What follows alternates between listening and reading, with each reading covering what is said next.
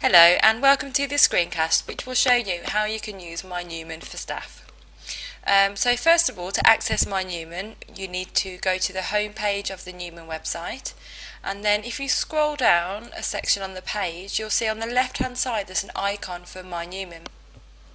Click onto that icon and it will take you onto this screen, and then click again onto that icon in the centre and it will take you through to the MyNewman portal.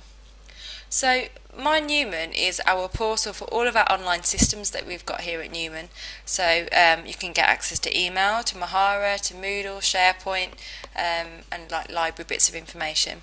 But it does go a little bit further as well. It has information that you can find out about your particular modules that you're teaching on, and any students that you need to find out information about. So first of all, if I just show you the navigation of this front page of MyNewman, in the centre here we've got system links, and this shows you the different links that are going to take you into the different systems. So we've got webmail, which is your Newman email account, Moodle, Mahara, SharePoint. There are other videos that we've got on the staff induction programme which you can have a look into more detail about those different things.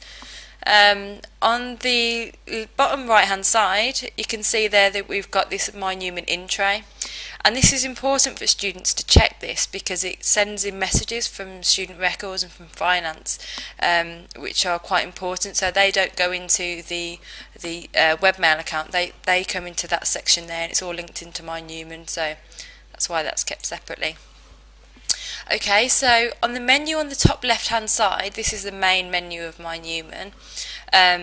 Obviously students won't have the staff link, but you will as staff, so we click onto the staff and it brings up lots more options. So underneath here you've got your personal details, so just make sure that everything's right, your name's spelled correctly for example, and your email and your job title. But if things are incorrect there you can let student records know and they'll be able to change that information for you. So underneath here you've got latest statistics, so you can have a look at that information there. What you might find quite useful is to be able to look up a certain student, say if you're not sure what modules they're doing, or you want to have a look at their transcript for example. To do that, under the student information tab you can say look up students, so we'll click onto that. Then you have this little field that comes up here. So these are the different options in which you can search for the student. So if you've only got their student number you can type that into there and click on search and find out who they are. I'll just type in a name here. So I'll type in Dowling, click search, and then it comes up with all of the surnames which have Dowling in. So I've got Jonathan Dowling here.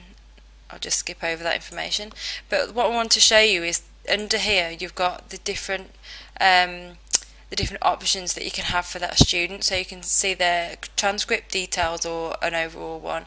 We can just see a list of their modules being taken, so if I click on selected I can just see that that person's PR402.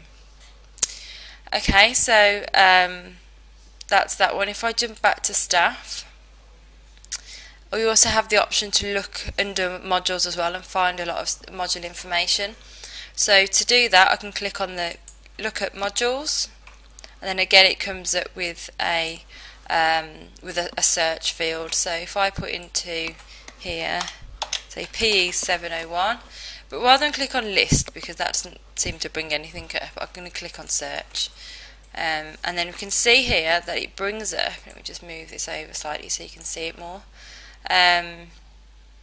It brings up all of the instances of this module. So for example it's not just for the academic year that you're in, but you can see previous ones as well. So PE 701 you've got access to the 1011 information. So yeah, once you've clicked on that you can look on view module details, so I'll click on that one and scroll down. I can see it's called research methods, see the different assessment criteria or assessment methods should I say, who the module leader is, and then down here again you've got a list of different options that you can do with that module, so you can see a list of students who are taking it, you can access the mark sheets and like photos of the class, so it's got a lot of information that you'll find handy as a tutor, as an academic. Okay, so if I just move this over slightly, if I jump back to the staff page here, so that's a lot of the main information that you're going to need really for the staff side of MyNewman. I should mention here, under the student tab, if you are a student as a staff member as well, you will be able to find your student information under here. So that's what other students will do. So if they ever come to you asking about how to find their student information on MyNewman, they simply click in and click on the student tab. So this is their personal details and their course details, which are held on the SIT system under student records. You've also got the resources tab, so this just shows you lots of general links how to get into different parts of the information. A lot of this can be found on SharePoint anyway, but it's just another quick way into useful information.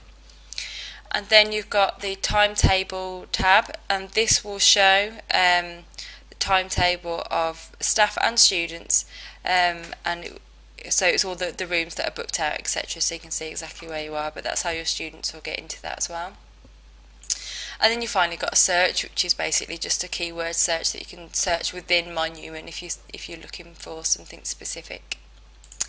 Okay, well I hope that's been useful. If you do have any more questions about MyNewman, please don't hesitate to get in contact with us in e-learning. We can help you as much as we can. When it comes to information held within MyNewman, that sits with student records, so if there is something incorrect on there, then you need to get in touch with them. Just to point out here, we've got a link to IT Help Forum, so if we're for some reason not available in the office or on the phones, you can post a message onto the IT Help Forum, which will come directly in email to the e-learning team and also to the IT support people as well. So we're all monitoring those outside of work hours as well, so if on a weekend you get stuck with something, then we will retrieve that email on our phones and be able to respond to you within really good time. So I think that's it for this video. Do get in touch if you need any more help. Thank you very much. Bye.